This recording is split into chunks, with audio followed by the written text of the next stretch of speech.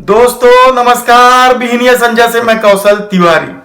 केंद्र में बैठी मोदी सत्ता क्या इस देश की तमाम संपत्तियों को कारपोरेट के हवाले कर देना चाहती है, कारपोरेट में शिफ्ट कर देना चाहती है? यह सवाल इसलिए उठाए जा रहे हैं क्योंकि पिछले कुछ सालों में लाखों करोड़ों रुपए की सरकारी संपत्तियों को कारपोरेट को सौंप दिया गया है और देश भीषण आर्थिक संकट से जूझ रहा है। आम लोगों के सामने महंगाई सिर उठाकर खड़ी है, उनका जीवन यापन मुश्किल होता जा रहा है, लेकिन सत्ता की रईसी कम नहीं हो रही है।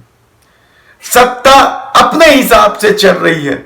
वह 3-3 हजार करोड़ रुपए की मूर्तियां बनाती है, वह धार्मिक स्थलों में मनमाने रुपये खर्चे कर रही है, वह सेंट्रल विस्टा 30,000 करोड़ का बनाने का प्रस्ताव पास करती है, लेकिन इस सब खेल में वह सरकारी संपत्तियों को, जमीनों को, सार्वजनिक क्षेत्र के उपक्रमों को कारपोरेट के हवाले कर देती है और खुद को कंगाल बनाने की दिशा में बढ़ गई है। आप यकीन नहीं करेंगे, आप सोचेंगे कि ऐसा कैसे हो सकता है? कोई सरकार अपनी संपत्ति को, सरकार की संपत्ति को कैसे निजी हाथों में सौंप सकती है, बेच सकती है? लेकिन इस देश में यही हो रहा है और इस देश की आर्थिक बदहाली की सबसे बड़ी वजह यह है कि कारपोरेट टैक्स में छूट।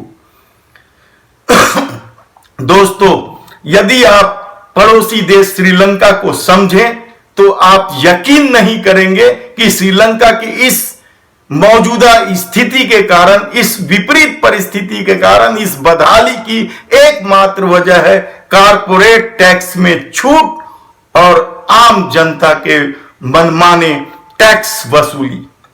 यही कुछ कमोबेश भारत में भी हो रहा है। हालांकि भारत श्रीलंका नहीं बन सकता। आप के सामने एक नया परसेप्शन गढ़ा जाता है कि राज्य मनमाने ढंग से मुफ्त में लोगों को बांट रही है, इसलिए देश की आर्थिक स्थिति खराब हो रही है। 80 लाख करोड़ रुपए से अधिक के कर्जे में राज्य डूबा हुआ है, लेकिन मुफ्त में बांटने की असली वजह नहीं है।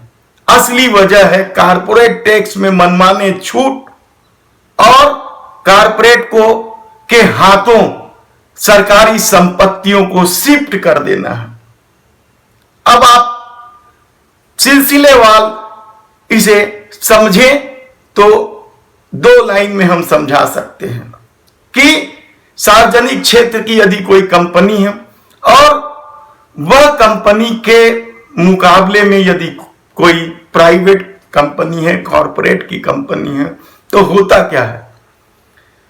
सार्वजनिक क्षेत्र की कंपनियों को टैक्स में कोई छूट नहीं दी जाती है और उसके मुकाबले में उसी तरह की कॉरपोरेट कंपनियों को छूट मनमाने ढंग से दी जाती है।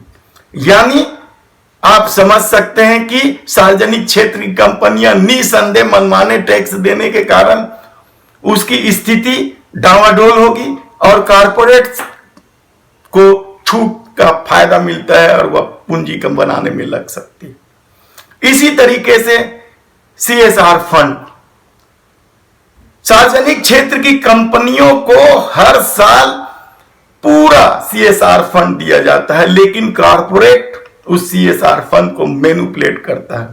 आप इसी से समझ लें कि ज्यादा पूंजी होने के बाद भी कॉरपोरेट 200-300 करोड़ ही CSR फंड देता है, जबकि सार्वजनिक क्षेत्र की कंपनियां 600 करोड़ से ज्यादा का CSR फंड सरकार को दे रही है। इसके अलावा उन्हें कंपटीशन से रोकना और दूसरे तरीके से कारपोरेट को बढ़ावा देना। आप कल्पना नहीं कर सकते कि इस देश की GDP लगातार कम हो रही है और कॉरपोरेट लगातार अपनी पूंजी बढ़ा रहा है। वह एशिया में टॉप पर पहुंच गया है कुछ कॉरपोरेट सेक्टर, और विश्व के कॉरपोरेट सेक्टरों के मुकाबले में खड़ा हो गया है दूसरे तीसरे नंबर पर आकर। तब सवाल यह है कि सरकार क्या जानबूझकर यह कर रही है?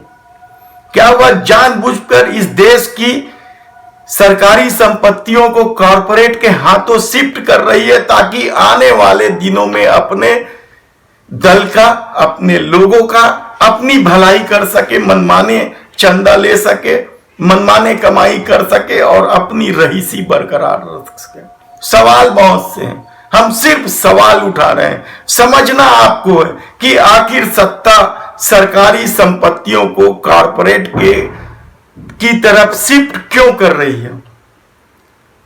देश भीषण महंगाई की चपेट में है, आम आदमी के सामने जीना मुश्किल हो जा रहा है, लेकिन परसेप्शन यह गढ़ा जाता है कि आम लोगों को मुफ्त में सामान दिए जाने की वजह से यह तकलीफ हो रही है।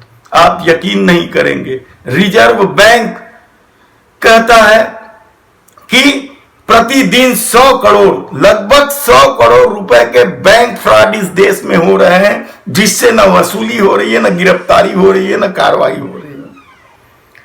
2.5 लाख करोड़ इस साल 2.5 लाख करोड़ रुपए एनपीए कर दिया गया, बट्टा खाते में डाल दिया गया। कारपोरेट से कोई वसूली नहीं हो रही है। यानी इतनी बड़ी रकम यदि आप कारपोरेट के हवाले कर दे, छोड़ दे, उनके फ्रॉड को भूल जाए, तो फिर इसका क्या मतलब है? इसका मतलब आप स्वयं निकालें कि आखिर यह देश किस स्थिति में चल रहा है।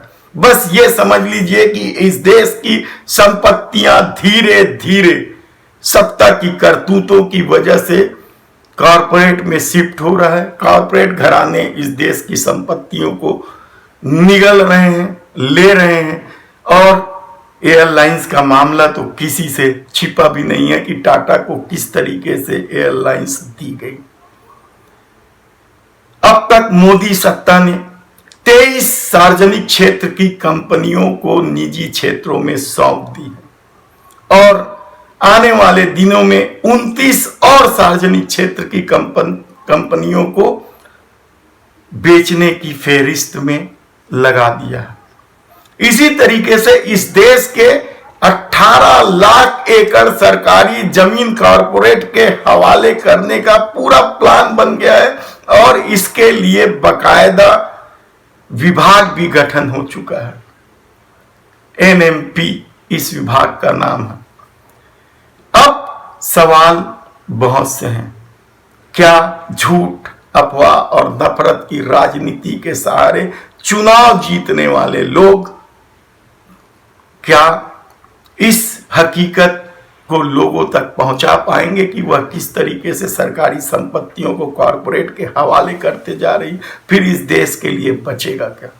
आने वाले दिनों में क्या होगा यह तो भविष्य ही जाने, क्योंकि इस देश के नेताओं का, कुछ नेताओं का चरित्र रहा है कि वह झोला लेके निकल जाने की बात करते हैं, कुछ लोग निकल जाते हैं और आने वाली सरकारों के लिए एक नई मुसीबत खड़ी हो जाती है।